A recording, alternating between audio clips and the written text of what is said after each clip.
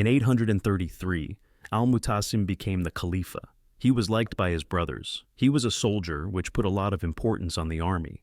Meanwhile, in North Africa in 836, the Aghlabid ruler Ziyadat Allah rebuilt the Kairouan Mosque in Tunisia, which was originally built by the North African conqueror Uqba ibn Nafi. This mosque has the oldest minaret in the world. Around 836, al-Mutasim started to recruit Turkish soldiers for the Abbasid army. These Turkish soldiers were from a region in Central Asia called Fergana. The Turkish soldiers were put in the highest military positions. Al-Mutasim divided the Abbasid army into sections. The Turkish soldiers formed the Faragina contingent. The Arab soldiers formed the Maghariba contingent. The Persian soldiers formed the Khorasan contingent. Al-Mutasim built a new city 90 miles north of Baghdad named Samarra. There he built a palace, mosque, markets, houses, and moved there with his Turkish soldiers. In 842, there was a rebellion in Azerbaijan by a leader called Babek. When the Abbasid army was sent to capture him, he sent a letter to Theophilus, the Byzantine ruler. In the letter he told Theophilus to attack Baghdad because all the Abbasid soldiers were in Azerbaijan. The Byzantines attacked the Muslim Empire and destroyed 2 cities. Zibatra was one of them.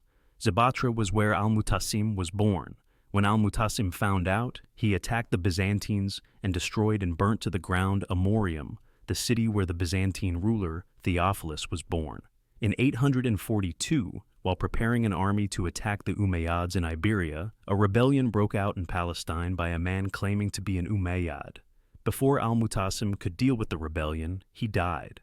As a result, al-Mutasim's son al-Wathiq became the next Khalifa. Al-Wathiq quickly sent an army to Palestine and Syria and crushed the rebellions. In 847, al-Wathiq developed a fever and died. His brother al-Mutawakkil became the next Khalifa. Between 849 and 852, al-Mutawakkil started expanding the city of Samarra, including the Great Mosque of Samarra, originally called al-Mutawakkiliyya, after its founder. It was to be a very influential design for future mosques. It was rectangular in its design. In 861, al-Mutawakkil had chosen Muntasir, his son, as his successor, but later changed his mind and appointed Mutaz, his other son, as a successor. Muntasir became the enemy of his father and with a group of Turkish soldiers plotted to kill him. At night, they went into his palace and killed him, and al-Muntasir became the next Khalifa. Mutaz was put in prison. In 862, al-Muntasir, while trying to diminish the power of the Turkish generals, was poisoned by his tabib, which had been paid by the Turkish generals to do that. In 862, al-Musta'in was made Khalifa by the Turkish generals in Samarra. Around 866, al-Musta'in decided to leave Samarra because Turkish troops were too disorderly. He moved to Baghdad. The Turkish generals became worried that Samarra would become unimportant. As a result, they asked al-Musta'in to return to Samarra. Al-Musta'in refused, so the Turkish generals returned to Samarra, released al-Mutaz, and made him Khalifa in Samarra. Now there was 2 Khalifas ruling. Eventually, al-Musta'in was defeated in Baghdad, and al-Mutaz became the only Khalifa.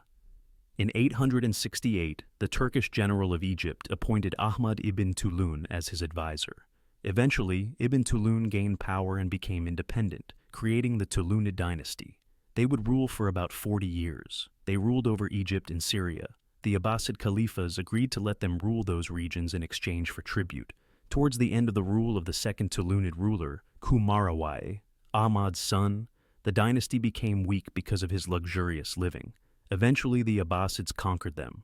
Their legacy lies in their multi-ethnic army, which included Bedouins, Greeks, and Nubians. To accommodate them, Ahmad ibn Tulun built a great mosque called Ibn Tulun Mosque.